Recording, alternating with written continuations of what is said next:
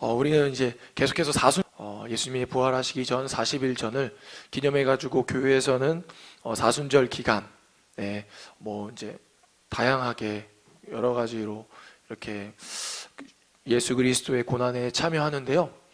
오늘 저도 또 여러분들과 또 같이 십자가 주변에 있었던 인물 한 사람에 대해서 여러분들과 나누기 원합니다.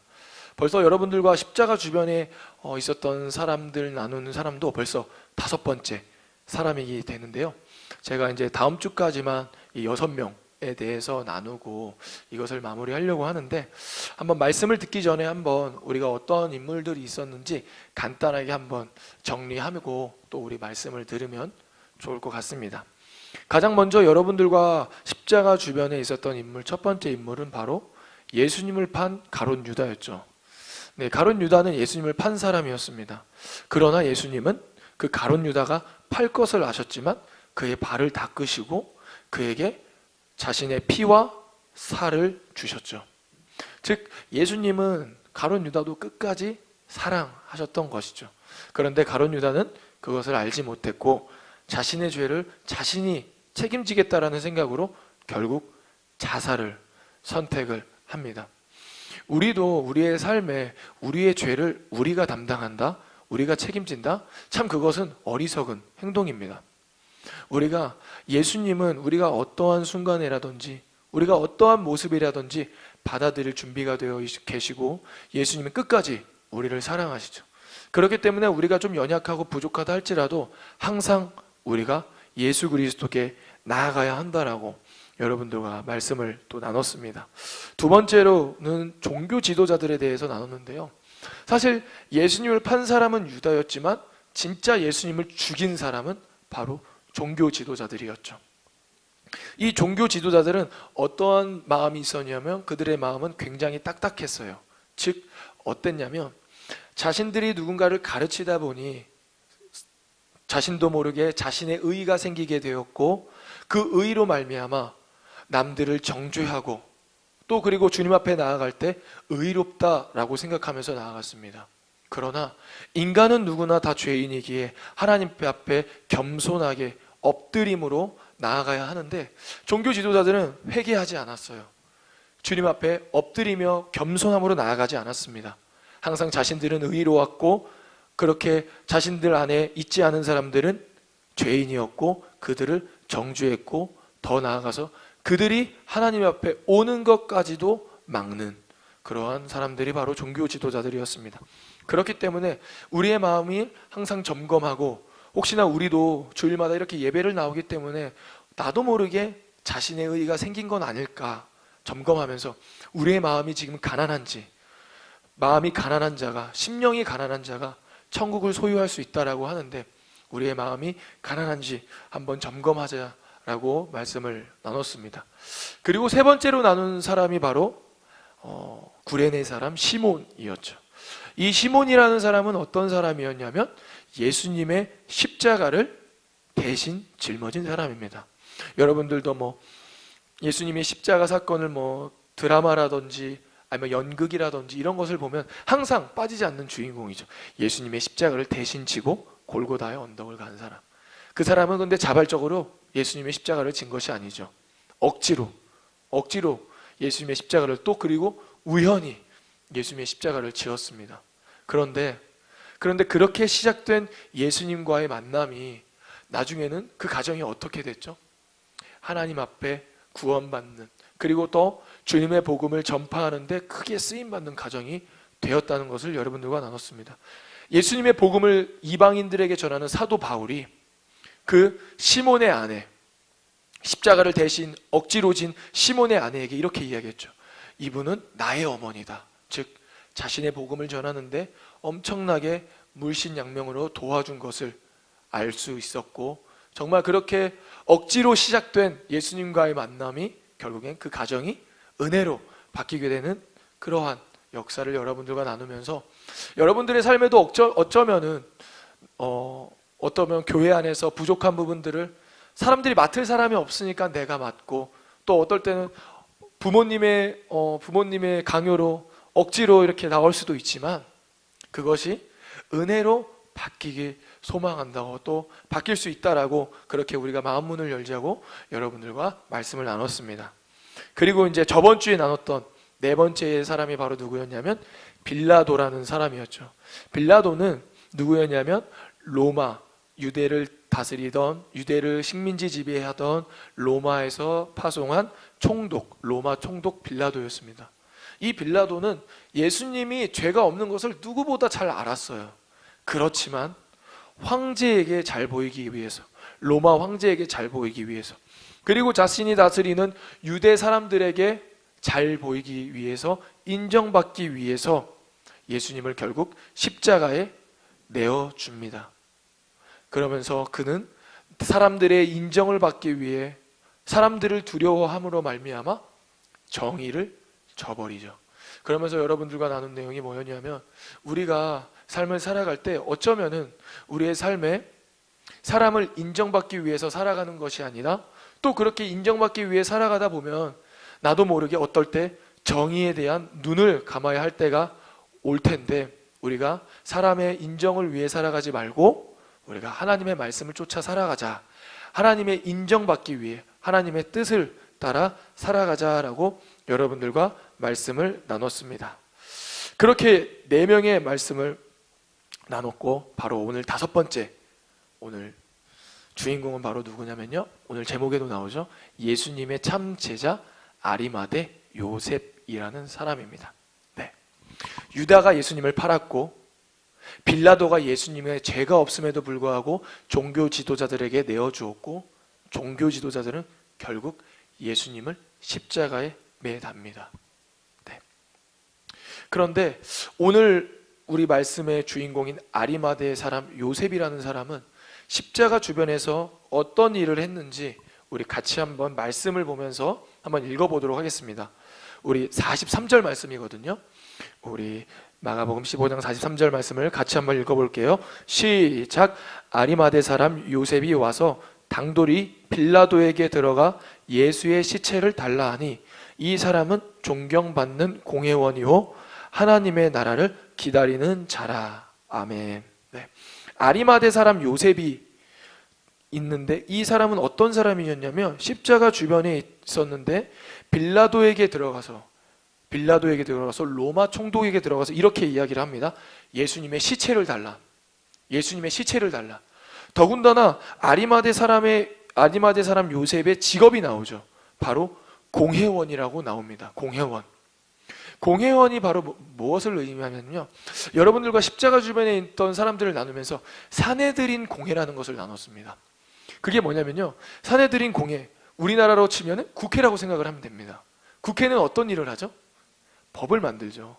정치, 이런 우리나라를 다스리는데 중요한 법이라든지 정치 관련된 일들을 결정하는 것이 바로 국회죠.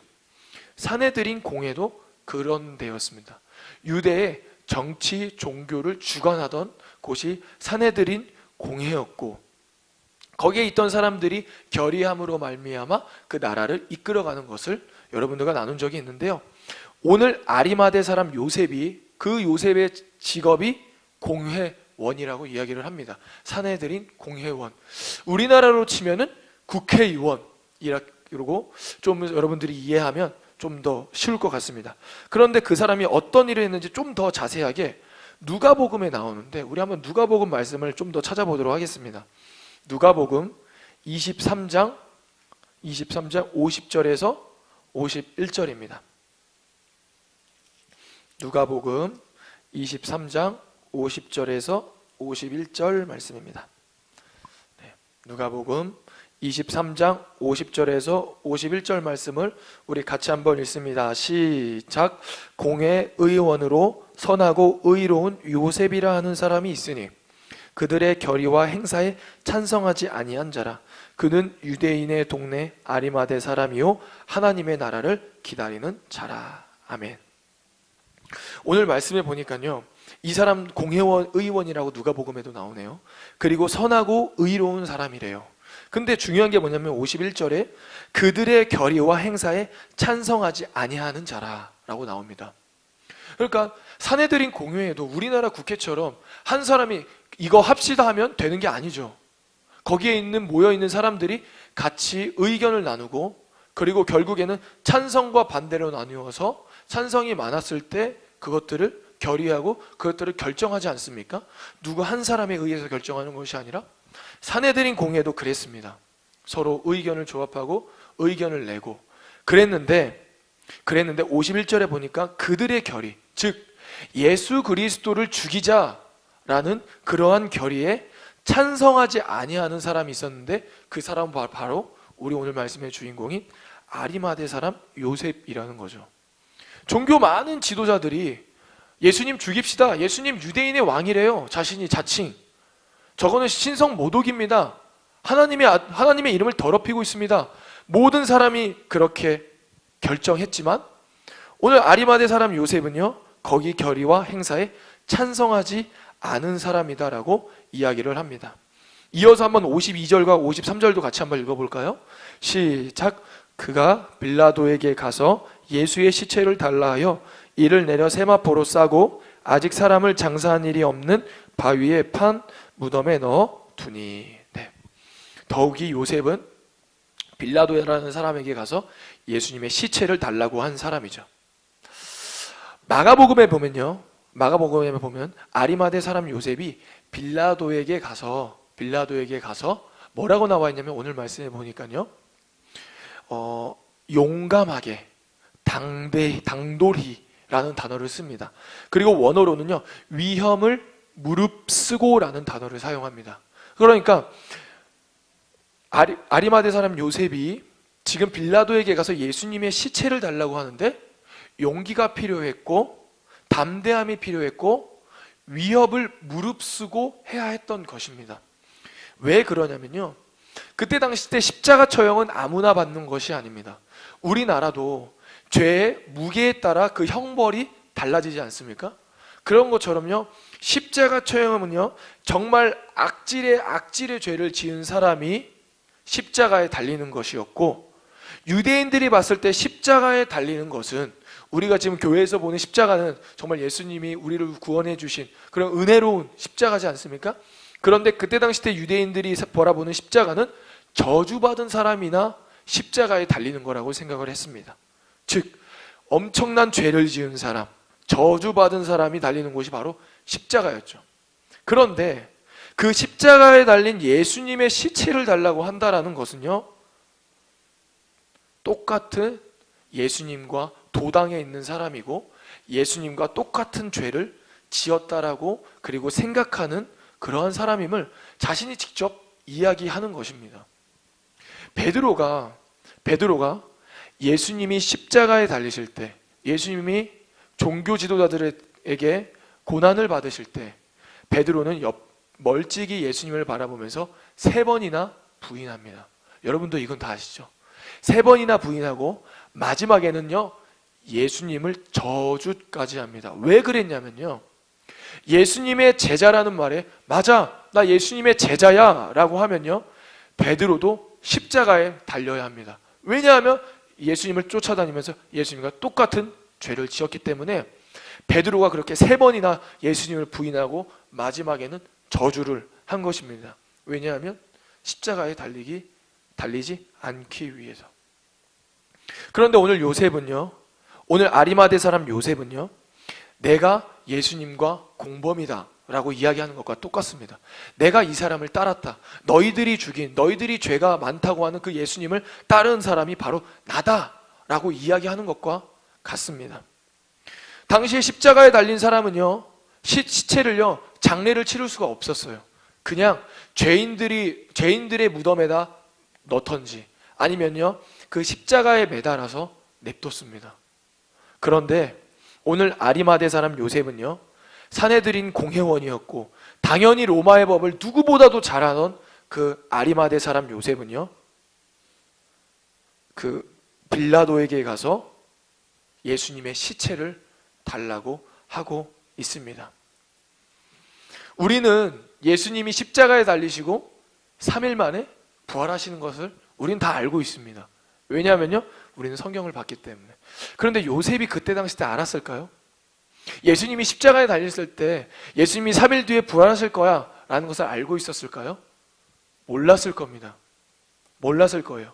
더욱이 당시의 유대인들은요, 예수님이 어떻게 되길 바랬냐면 예수님이 정말 이 나라의 왕이 되어서 로마로부터 구원해 줄 거라고 생각을 했어요.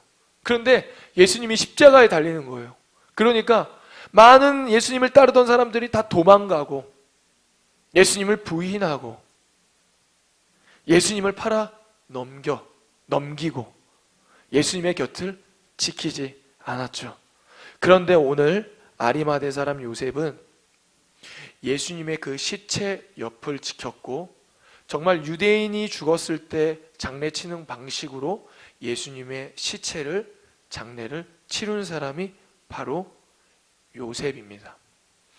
요셉이라는 사람을 마태복음에서는 어떻게 이야기를 하냐면요, 제가 읽어드리겠습니다.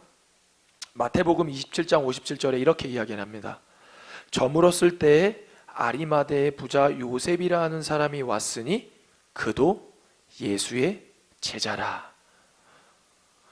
마태복음에 보니까 아리마대 사람 요셉을요, 예수님의 제자라고 말하고 있습니다. 네. 그래서 오늘 제가 여러분들과의 그 말씀의 제목을 예수님의 제자, 아니 참 제자, 아리마대 사람 요셉이라고 한번 제목을 지어봤는데요. 맞습니다. 요셉이 바로 제자이죠. 진짜 예수님 옆에서 있던 제자들은 다 도망가고 무서워서 멀리서 쳐다만 보고 있지만요, 아리마대 사람 요셉은요, 예수님의 시체를 지켰던 사람입니다. 예수님의 시체를 달라고 했고, 그리고 예수님의 그 시체를 장례를 치릅니다. 그것은 뭐와 같냐면요, 자신의 인생을, 자신의 생명을 예수님께 다 건 것과 마찬가지이죠. 왜냐하면 예수님, 너희들이 죄가 많다고 하는, 너희들이 십자가에 달린, 너희들이 죄가 많다고 한 그 예수가 내가 따르던 스승님이다. 그러면서 한 거기 때문에 정말 예수님께 모든 것을 다 건 사람이 바로 아리마대 사람 요셉이었고, 그러한 사람을 성경에서는 제자라고 이야기합니다. 우리 교회에도 교인이 많죠. 네, 교인이 많습니다. 교인은요, 교회를 다니는 사람을 교인이라고 합니다. 그런데 교회를 다니는 사람 중에 예수님을 따르는 제자는 몇 명이나 될까요? 그리고 여기에 우리 청년 예배에 오신 여러분들 중에 정말 제자는 몇 명일까요? 제자는 예수님께 나의 생명과 모든 것을 다 거는 사람이 제자인데, 제자가 도대체 몇 명이나 될까요? 예수님 공생의 기간 동안, 3년의 공생의 기간 동안 엄청난 무리가 예수님을 쫓아다녔습니다. 그런데 정말 그 참 제자, 예수님의 십자가 옆에서 그 자리를 지켰던 사람은 한 사람, 아리마대 사람 요셉 한 명뿐이었죠. 어쩌면 오늘 저도 이 말씀을 보면서 정말 내가 아리마대 사람 요셉처럼 예수님의 시체를 달라고 하면서 나의 생명을 걸 수 있었을까?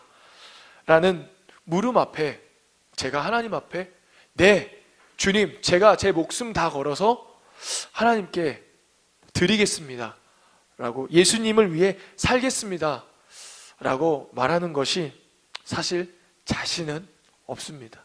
부끄럽지만 여러분들 앞에서 말씀을 전하지만 사실 저도 연약해서 부족해서 그렇게 말하는 것이 쉽지 않고, 또 오늘 제가 이 말씀을 중고등부 아이들과 나누면서 중고등부 아이들에게 물어봤을 때도 중고등부 아이들도 자기는 못한다고, 나는 못할 것 같다고 이야기하는 것들을 제가 나눴는데요. 어쩌면 여러분들도 그런 마음이 들 것 같아요. 내가 정말 내 생명 다 바쳐서 예수님을 위해 살아갈 수 있을까? 예수님을 따르는데 내가 아무것도 바라지 않고 따라 살아갈 수 있을까? 내가 정말 삶이 어려워지고 내가 모든 것을 잃는다 하더라도 예수님을 쫓아 살아갈 수 있을까? 그 물음 앞에 사실 우리는 자신 있게 대답하기가 쉽지 않습니다. 그리고 자신 있게 대답한다 할지라도 정말 그럴 수 있을까? 라는 또 의문이 됩니다. 그런데 우리에게 위로가 되는 말씀이 한 구절이 있는데요, 우리 한번 요한복음 19장 38절을 같이 한번 보도록 하겠습니다. 요한복음 19장 38절 말씀입니다.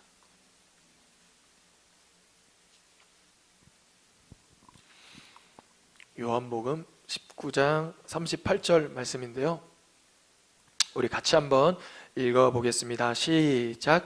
아리마대 사람 요셉은 예수의 제자이나 유대인이 두려워 그것을 숨기더니 일 후에 빌라도에게 예수의 시체를 가져가기를 구하매 빌라도가 허락하는지라 이에 가서 예수의 시체를 가져가니라. 아멘. 오늘 이 말씀에 보니까요, 아리마대 사람 요셉이 예수님의 제자래요. 그런데 이 예수님의 제자인 아리마대 사람 요셉도 무엇이 두려웠냐면 유대인들이 두려웠대요. 이 말은 무슨 말이냐면요, 자신이 예수님의 제자라는 것을 드러내면 그것으로 말미암아 받는 핍박이 두려웠던 거죠.